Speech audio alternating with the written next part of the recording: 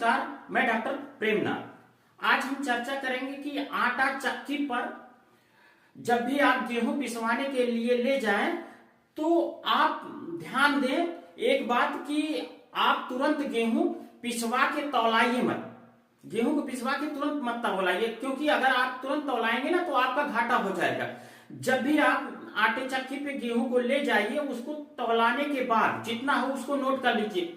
पुनः जब ये गेहूं पीसा जाए, इसके बाद जो है उसको 4 घंटे तक वही मशीन पर रहने दीजिए, इसके बाद हिलाइए। क्योंकि जब आटा गर्म होता है ना, जब चक्की में पीसा जाता है, जो पत्थरों के बीच में जब घर्षण होता है ना, गेहूं जाता है, जब उसकी पिसाई होती है ना तो उसमें घर्षण के कारण गर्मी हो जाती।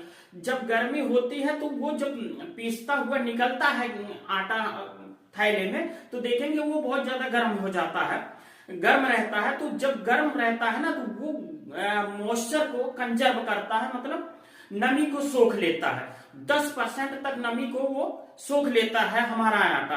तो उसका जो वेट है ना वो ज्यादा हो जाता, वो जो जितना वजन रहेगा ना उसका 10% वो ज्यादा हो जाता, क्योंकि वो 10% तक नमी को सोख लेता है। इसलिए यदि आप तुरंत तौलाते हैं ना मशीन पे गेहूं, जैसे पीसा गया और तुरंत आप तौलाएंगे ना, तो आप देखेंगे कि 5 केजी के लगभग, अगर 50 किलो का गेहूं है तो वो 55 केजी हो जाता है। अगर 100 केजी है तो 110 केजी हो जाता है। तो क्या होता है, जैसे वो मशीन वाला, जो आटा चक्की वाला, वो कहता है कि नहीं आपका तो 85 केजी था और ये 55 केजी हो गया है, तो ये दूसरे वाला या चक्की में जो है गेहूं पहले से एडवांस में था, इसीलिए ये 55 केजी हो गया, और तुरंत वो 5 केजी आपका आटा निकाल लेता।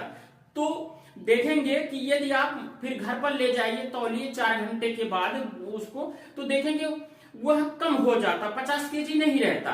क्योंकि यही चीज होती है कि जब गर्म कोई चीज होता है ना, गर्म, तो उसमें मॉइस्चर ज्यादा आ जाता है, और जैसे ठंडा होता है ना तो उसमें से मॉइस्चर निकल जाता, मतलब नमी निकल जाता है। जब नमी निकल जाती है ना तो वो उसका वेट जो होता है कम हो जाता। तो ये ध्यान देने योग्य बातें हैं कि जब भी आप गेहूं को ले जाइए आटा चक्की पे, तो तुरंत गेहूं गर्म जो आटा रहता है ना उसको मत ले आइए, उसको वहीं पर रहने दीजिए, मशीन पे छोड़ दीजिए। इसके बाद 4 घंटे के बाद जब वो ठंडा हो जाए ना तब लेके आइए, तब आपके आटे की चोरी नहीं होगी और आप बच जाए।